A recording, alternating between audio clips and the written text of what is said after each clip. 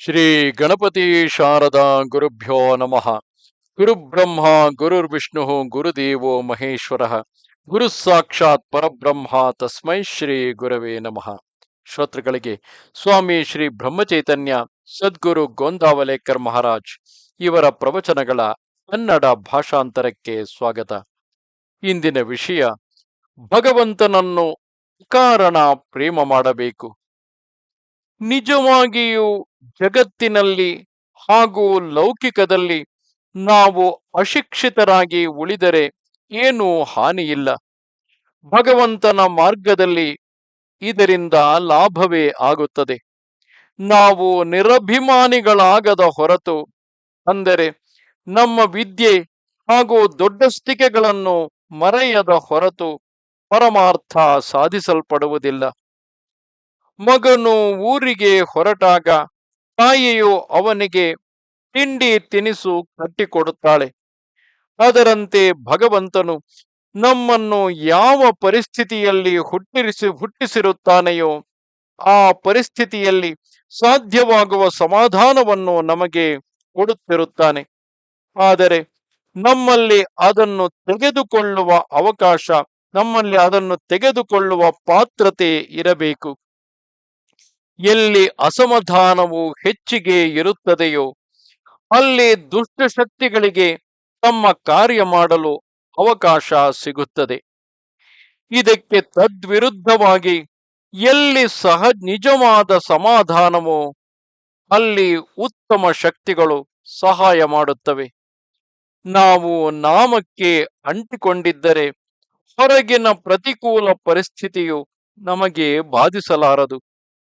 ದೇಹದ ಸಂಬಂಧವು ಮನಸ್ಸಿನೊಂದಿಗೆ ಹಾಗೂ ಮನಸ್ಸಿನ ಸಂಬಂಧವು ಹೃದಯದೊಂದಿಗೆ ಇರುತ್ತದೆ. ಆದ್ದರಿಂದ ಯಾವಾಗಲೂ ಮನಸ್ಸನ್ನು ಸಮಾಧಾನದಲ್ಲಿಡಬೇಕು. ಅಂದರೆ ಪ್ರಕೃತಿಯು ಉತ್ತಮವಾಗಿದ್ದು ಆಯುಷ್ಯ ಬೆಳೆಯುತ್ತದೆ. ಸ್ವಾರ್ಥ ಬಿಡಬೇಕೆಂಬ ನಿಶ್ಚಯ ಮಾಡಿದಾಗ ಪ್ರಾರಂಭದಲ್ಲಿ ಮನುಷ್ಯನು ವ್ಯವಹಾರದ ಚೌಕಟ್ಟಿನಲ್ಲಿ ಉಳಿಯಲಿಕ್ಕಿಲ್ಲ.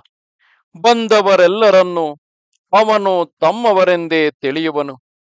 ಆದರೆ ಪರಮಾರ್ಥವು ರಕ್ತಗತವಾಯಿತೆಂದರೆ ಅವನು ತನ್ನ ವ್ಯವಹಾರವನ್ನು ಸರಿಯಾಗಿ ನಡೆಯಿಸಿಕೊಂಡು ನಿಸ್ವಾರ್ಥಿಯಾಗಿಯೇ ಇರುತ್ತಾನೆ.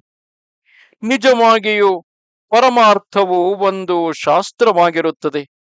ಅದರಲ್ಲಿ ಸೂತ್ರಬದ್ಧತೆ ಇರುತ್ತದೆ. ವ್ಯವಹಾರವನ್ನು ಬಿಡಬಾರದು. ಆದರೆ ವಿಷಯದಲ್ಲಿ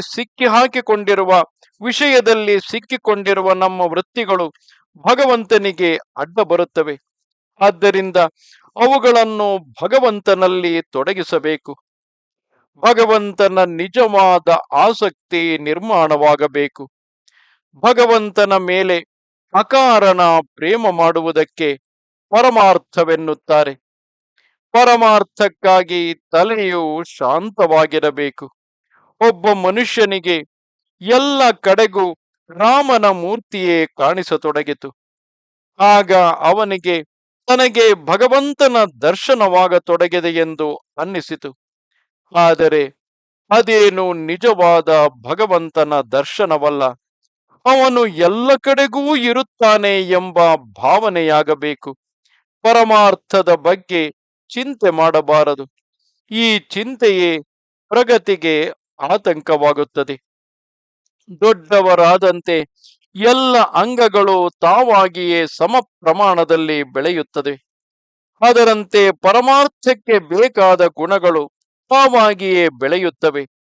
ನಾವು ಸಾಧನೆ ಮಾಡುತ್ತಿರುವಾಗ ನಮ್ಮ ಪ್ರಗತಿಯು ಎಷ್ಟಾಗಿದೆ ಎಂಬುದನ್ನು ಒಂದೇ ಸಮನೆ ನೋಡುತ್ತಿರಬಾರದು.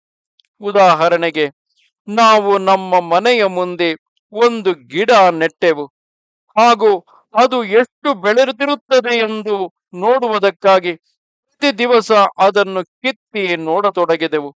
ಹೀಗೆ ಮಾಡಿದರೆ ಆ ಗಿಡ ಬೆಳೆಯಲು ಸಾಧ್ಯವೇ? ಪರಮಾರ್ಥದ ಪ್ರಗತಿಯ ವಿಷಯದಲ್ಲಿಯೂ ಹೀಗೆಯೇ ಇರುತ್ತದೆ.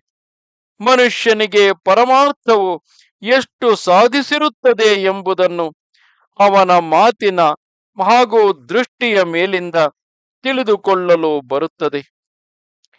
ಪರಮಾರ್ಥವು ಜನರಿಗೆ ಉಪದೇಶ ಮಾಡುವುದಕ್ಕಾಗಿ ಇರುವುದಿಲ್ಲ, ಅದು ಕೇವಲ ನಮಗಾಗಿ ಇರುತ್ತದೆ.